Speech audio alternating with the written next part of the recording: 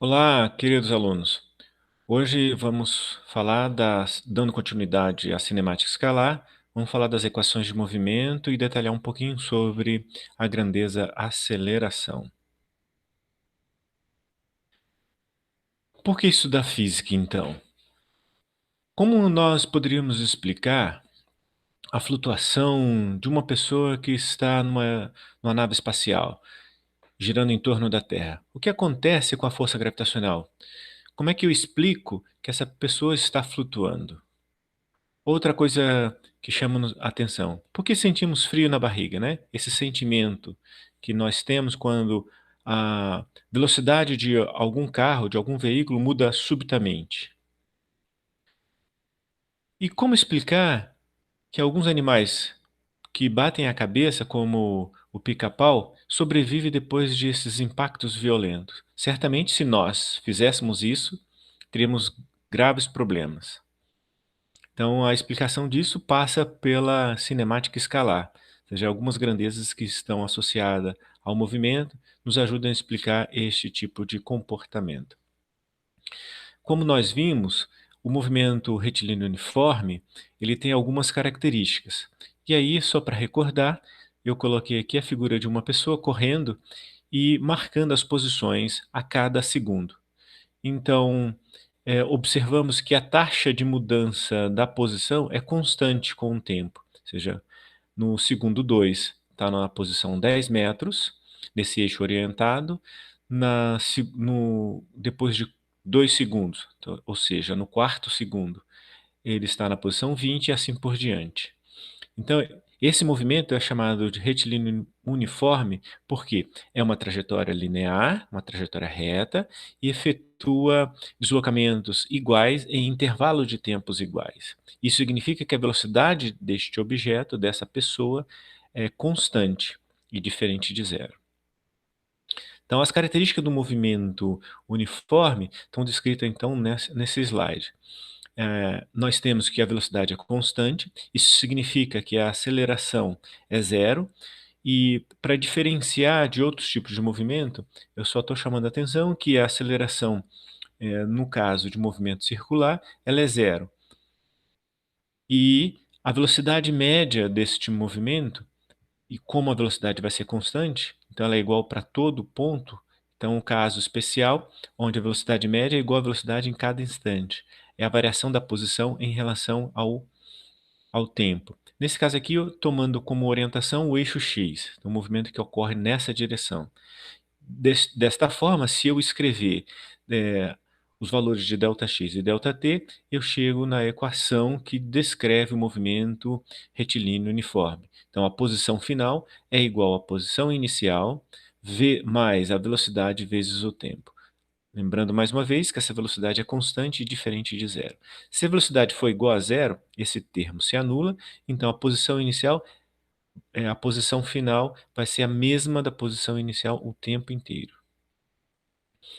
Fazendo uma análise gráfica, então, se eu colocar aqui um gráfico de velocidade em função do tempo, a velocidade na vertical e o tempo na horizontal, se a velocidade for positiva, então o valor dela é o mesmo para todo o tempo, e se a velocidade for negativa, o valor dela também é o mesmo para todo o tempo.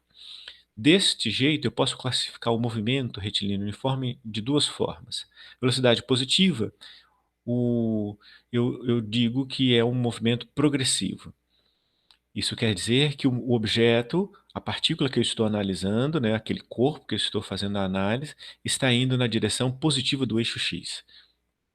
E se o movimento é com velocidade negativa, v menor do que zero, eu chamo de retrógrado. E a área sobre a curva vai me dizer que é o deslocamento. Então, velocidade vezes a variação do tempo é o deslocamento. Ou seja, a área sobre a curva é o deslocamento, representa o deslocamento. Retomando aqui mais uma vez a equação do movimento numa única direção, e aqui eu associei ao eixo x, então a posição final é igual à posição inicial mais velocidade vezes o tempo, isso aqui é uma equação de uma reta, equação de primeiro grau, sendo a variável t e a variável a outra variável é o x. Então, para qualquer valor de x, eu descubro quanto é a posição do objeto se movimentando ao longo de uma reta. Desta função, eu posso montar um gráfico de posição na vertical em função do tempo que está na horizontal.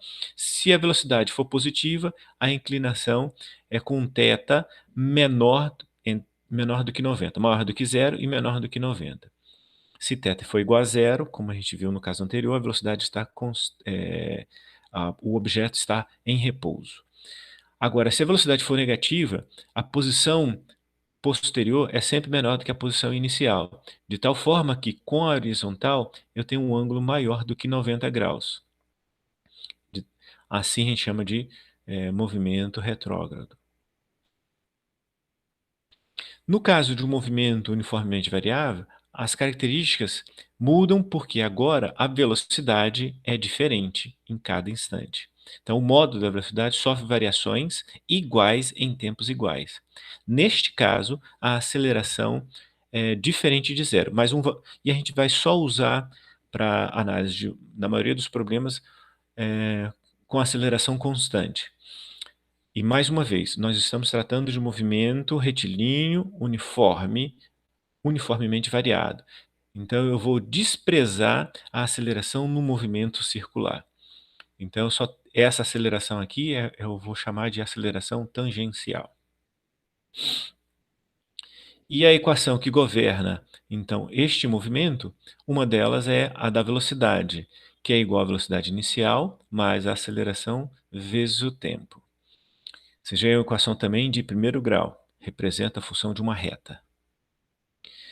E para a posição, considerando que a gente está analisando um objeto que se move na direção x, então a equação do movimento, ou seja, a equação que descreve a posição do objeto, vai ser escrita da seguinte forma: a posição final é igual à posição inicial mais velocidade vezes o tempo mais aceleração, tempo ao quadrado dividido por 2.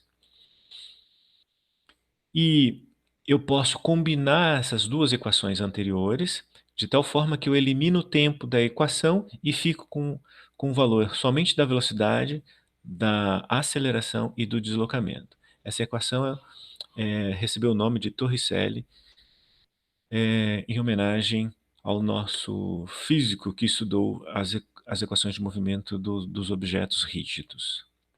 Então, mais uma vez chamando a atenção que na aula anterior eu falei quais são as restrições para a análise de movimento retilíneo.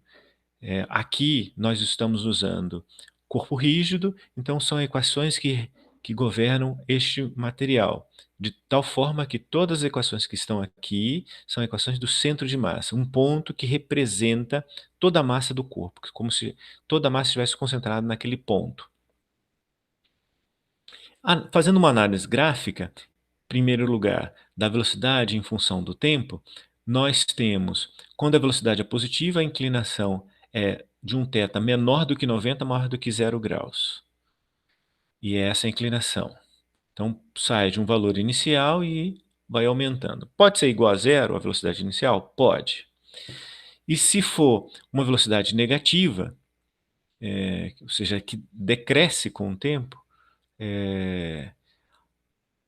a inclinação é com um θ maior do que 90 e menor do que 180 graus.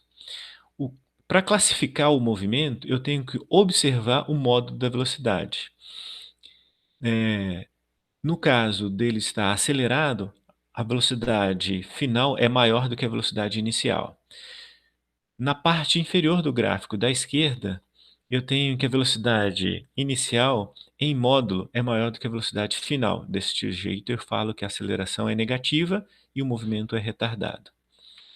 O gráfico da direita, a análise é parecida. Então, eu observo se a velocidade final é menor do que a velocidade inicial em módulo e digo se ele está acelerado ou retardado. Então, nesta parte aqui, a velocidade inicial é maior do que a velocidade final, então a diferença dá um número negativo, então a aceleração é negativa. Então, eu falo que o movimento é retilíneo uniformemente variado e retardado. Nessa parte inferior do gráfico, a velocidade, com o passar do tempo, em módulo fica maior do que a do valor anterior, de tal forma que a aceleração será positiva. Assim, eu chamo que esse movimento é movimento retilíneo uniformemente variado acelerado. Então, a dica é observar o módulo da velocidade. E quando eu faço a subtração do valor final do inicial, eu tenho o sinal da aceleração. Aceleração positiva, o movimento é acelerado. Aceleração negativa, eu digo que o movimento é retardado. E a inclinação da reta é a tangente de θ, ou seja, a aceleração. Lembrando que a equação é velocidade é igual a velocidade inicial mais a aceleração vezes o tempo. Esse aqui é chamado, o A é o numa função linear, ele é chamado de coeficiente angular. E esse coeficiente angular é tomado pela tangente de θ. Se a aceleração é constante, que é o caso que nós estamos estudando, o valor dela é mantido constante ao longo de todo o tempo. Na equação anterior, nós falamos que a velocidade é igual à velocidade inicial mais a aceleração vezes o tempo. Então, se eu multiplicar a aceleração pelo tempo, ou seja, obter a área que está sobre essa curva azul, eu tenho a velocidade do objeto.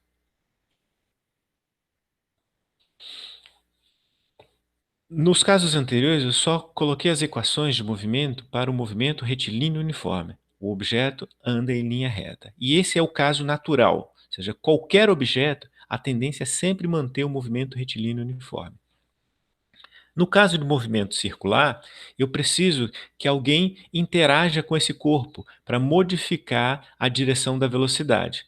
Então, neste caso, eu posso ter alguns exemplos, como o movimento planetário, o movimento dos elétrons em torno de um núcleo, então, que descrevem trajetória circular. Ou também, se eu considerar que os ponteiros do relógio analógico, eles girando, eles descrevem também um movimento circular. Ou seja, quando eu analiso o objeto que está no movimento circular, é que a sua trajetória descreve um círculo. E neste caso aqui, nós iremos só verificar, só vamos estudar nesse primeiro momento, movimento circular numa condição que o módulo da velocidade é constante. Eu vou passar algumas figuras para mostrar essa característica. Então, eu observo um objeto girando, poderia ser a Terra aqui no centro da circunferência e a Lua em torno da Terra. Ela está girando e essa trajetória é circular. Isso significa que, se o raio sendo constante, o módulo da velocidade é constante, mas a direção da velocidade, representada por essas setas vermelhas, muda a cada instante. E aí eu posso até comparar diametralmente oposto dessa parte superior com a parte inferior. Os sentidos estão na mesma direção, horizontal, porém o sentido é contrário. Isso significa que o meu objeto está acelerado. Tem um outro exemplo aqui, na horizontal, nessa posição da direita e na posição da esquerda, estão diametralmente opostos, estão na mesma direção, a velocidade está na direção vertical, porém no sentido contrário. Então, para dizer que uma grandeza está acelerada, eu preciso verificar o vetor velocidade, não somente o seu número, né, o seu módulo, mas também a direção e o sentido. Então, no movimento circular, eu tenho aceleração, mesmo com o número da velocidade, o módulo da velocidade sendo constante. O módulo da velocidade constante diz que é um caso especial, movimento circular uniforme. E a aceleração é dada por velocidade ao quadrado dividido pelo raio da circunferência. Bom, aqui então chegamos ao final da nossa aula.